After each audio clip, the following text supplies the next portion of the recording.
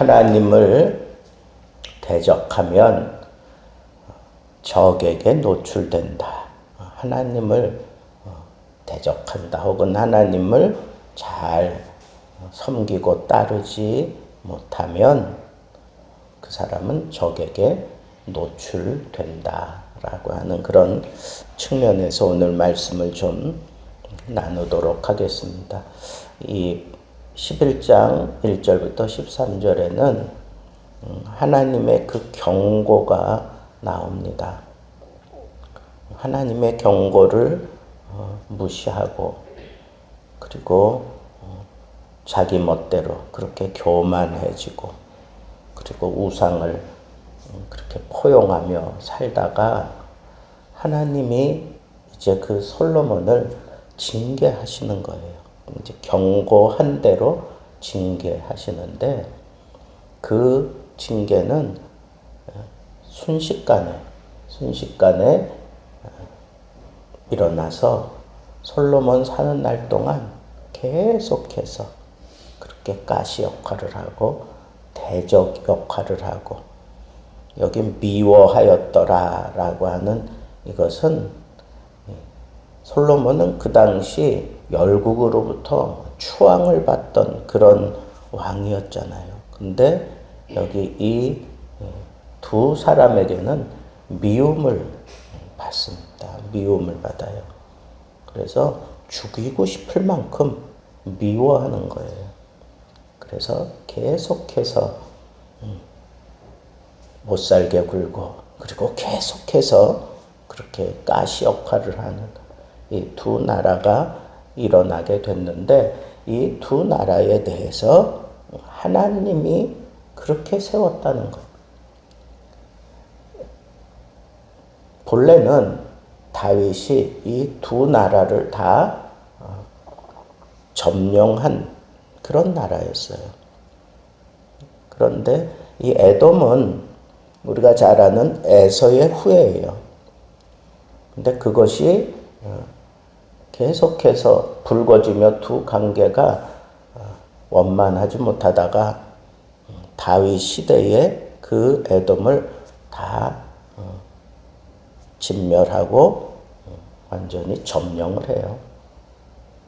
그런데 왕족 가운데 아이가 있었는데 그 아이가 살아남아요.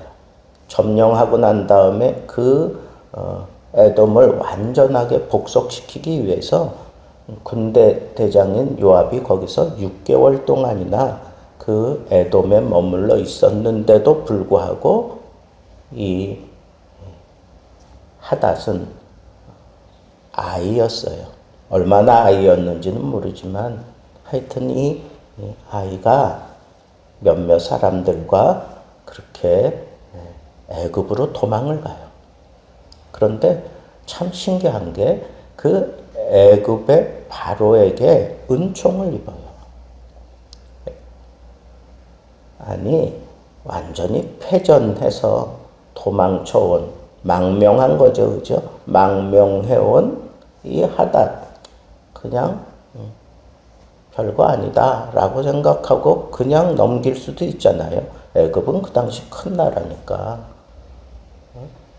그런데 이상하게 이 바로가 이 하닷을 아주 소중하게 다루는 거예요.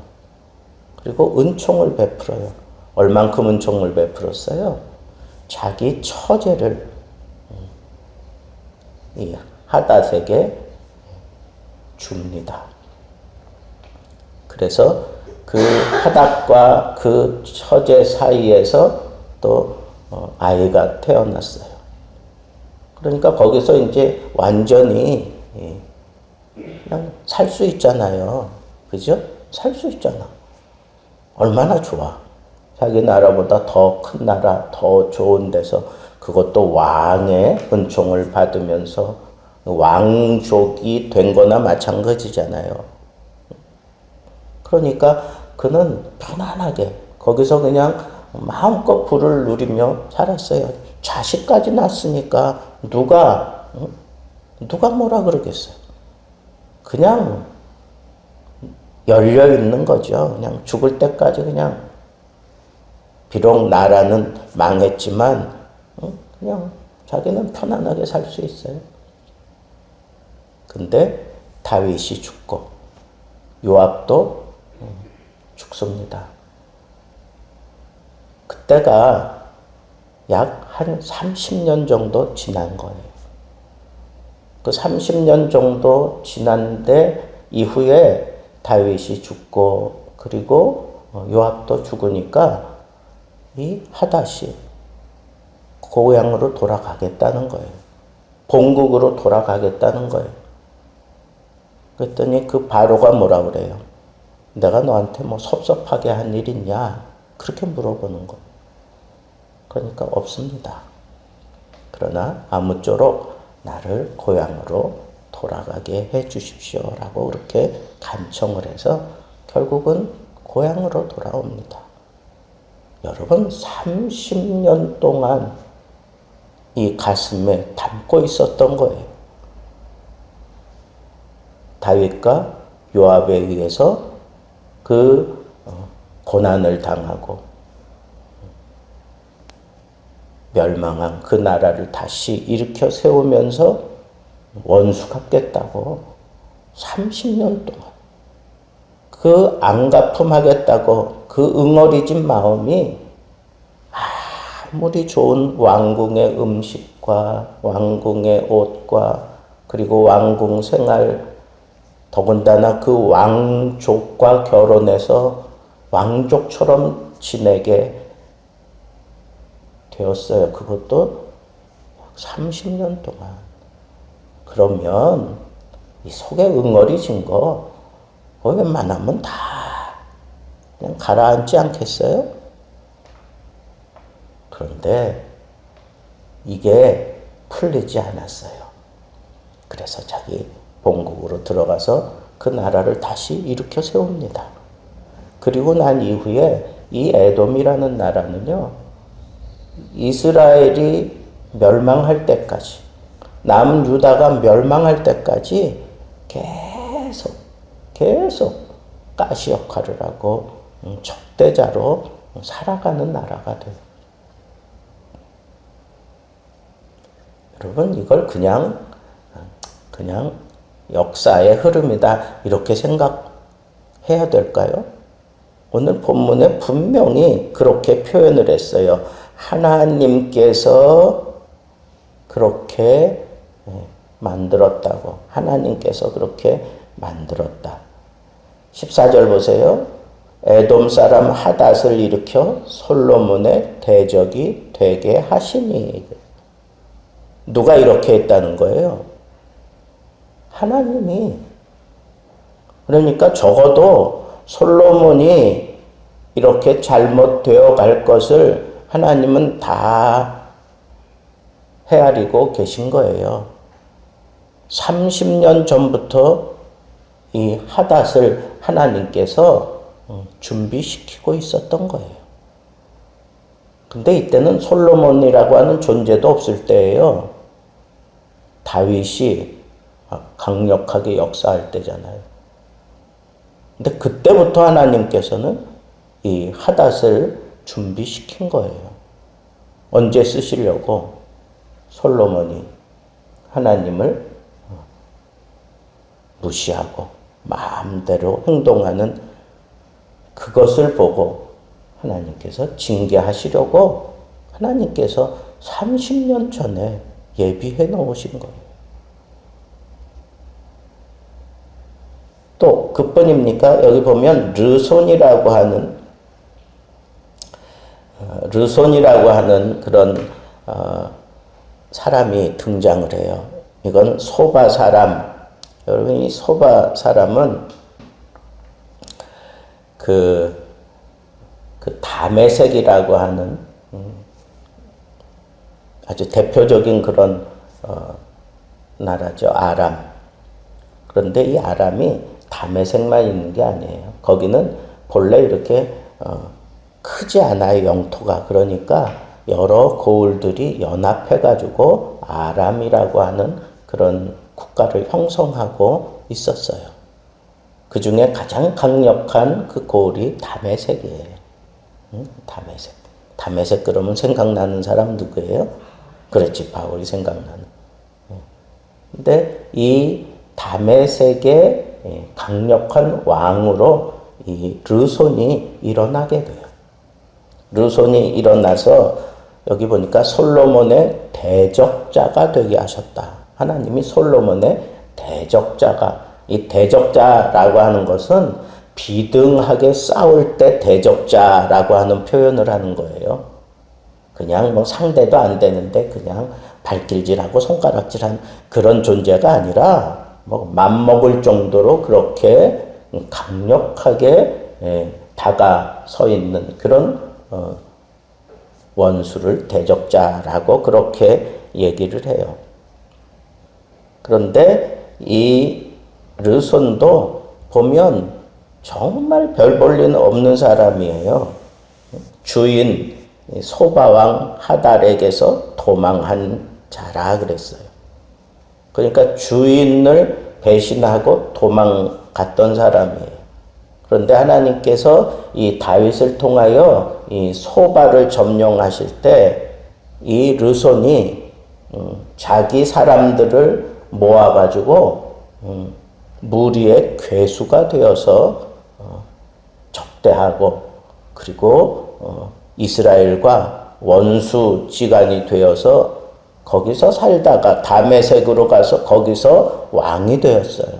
그리고 그 다메섹을 토대로 해서 이제 막 본격적으로 활동하는 것은 바로 이 솔로몬이 하나님 앞에 불순종했을 때, 그때 하나님께서 이 아람이라고 하는 나라를 일으켜서 아주 여기 보니까 수리아의 왕이 되어가지고 이스라엘을 아주 일평생 솔로몬의 일평생에 하다시 끼친 환난과 그리고 르손이 수리아의 왕이 되어 이스라엘을 대적하고 미워했다. 대적할 뿐 아니라 미워했다. 이거 막 이를 부득부득 갈면서 어떻게 해서든지 솔로몬 저 나라 내가 어떻게 해서든지 내가 무너뜨리고 어떻게 해서든지 내가 회방을 놓고 어떻게 해서든지 내가 짓밟겠다 하는 그런 그냥 불타는 그런 마음으로 일평생을 솔로몬의 대적자가 돼요.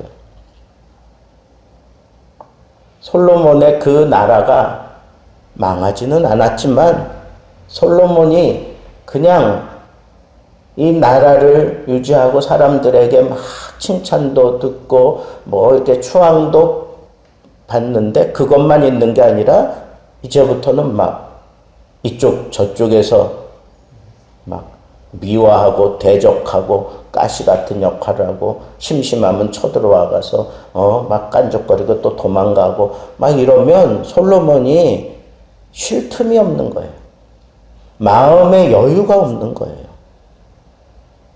여러분, 하나님을 떠난 자, 하나님을 무시하고 하나님께 순종하지 않는 자는 나 편안하게 사는 것 같은데 늘 쫓겨. 뭔지 모르지만 늘 쫓겨요. 이쪽 돌아보면 저쪽에서 가시가 또 나를 찌르고 저쪽을 돌아보면 저쪽에서 또 괜히 내가 가서 뭐 신경 써야 될 만한 일들이 생기는 거예요. 뭔가 하나님 앞에 은혜를 받는 것 같고 은혜 받은 모습으로 지금 내가 누리며 살고 있어요. 아니, 부인이 1000명이면 여러분 생각해 보세요. 그 속에서 만약에 산다고 생각해 보세요. 이 사람은 그냥 여기저기 뭐 이렇게 눈 돌릴 틈도 없을 거야. 그리고 뭐 매일같이 외국에서 사신들이 찾아오고 막 그러면 정신없을 거 아니에요. 그 사람들과 영접하고 대화하고.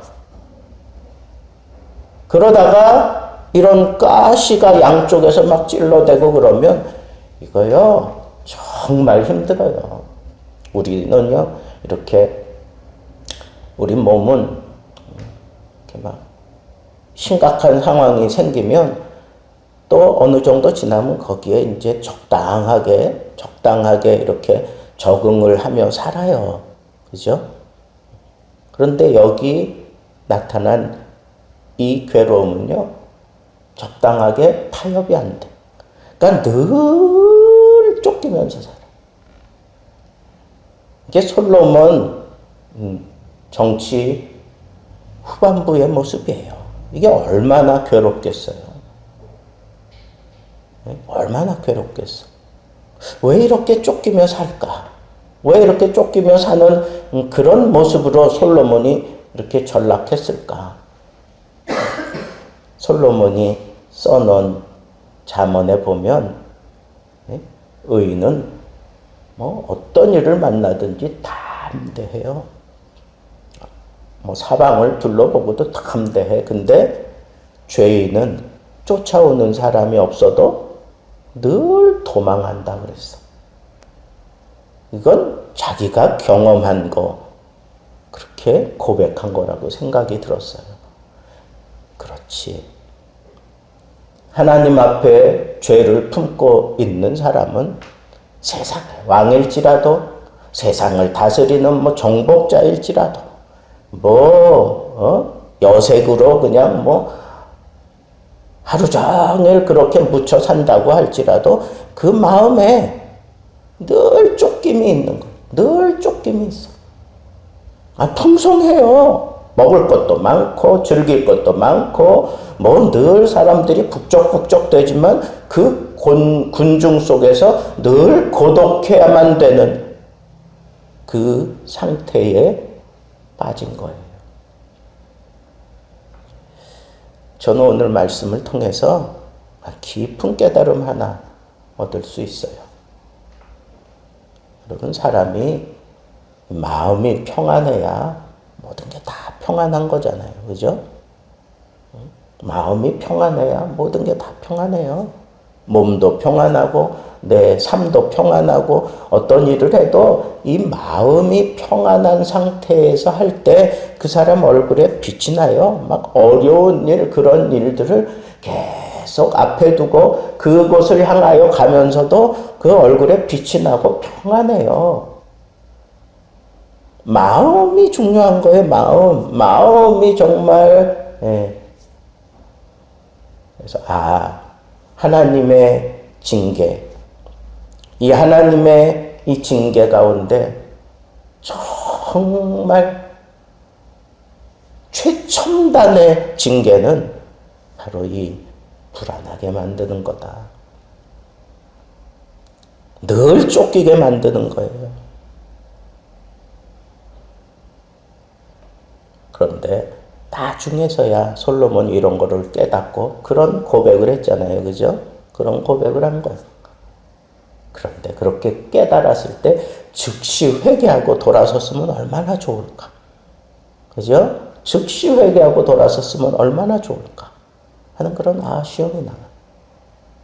그리고 내일은 이 솔로몬이 아쉬워할 수밖에 없는 그런 상황과 부딪히는 그런 모습을 우리 또 살펴보도록 하겠습니다. 사랑하는 성도 여러분, 우리는 하나님 앞에서 절대로 죄악을 품고 있어서는 안 돼. 잘못할 수 있어요. 실수할 수 있어요. 즉시 회개하세요. 생각나는 그 즉시 회개하세요. 그리고 내 삶에 이상하게 모든 것들은 다 잘 되어 가는데 내가 늘 쫓기고 내 삶이 그냥 늘 쫓기는 삶이다. 돌아보세요. 분명히 문제가 있어요. 하나님과의 문제가 있어요. 오히려 하나님과 형통한 사람은 아무리 어려운 문제가 앞에 겹겹이 쌓여 있어도 이 마음이 평안해요. 오늘 하루도 하나님이 주시는 이 평안함 속에서 하나님을 마음껏 누릴 수 있는 복된 삶 살게 되기를 우리 주님의 이름으로 축복합니다.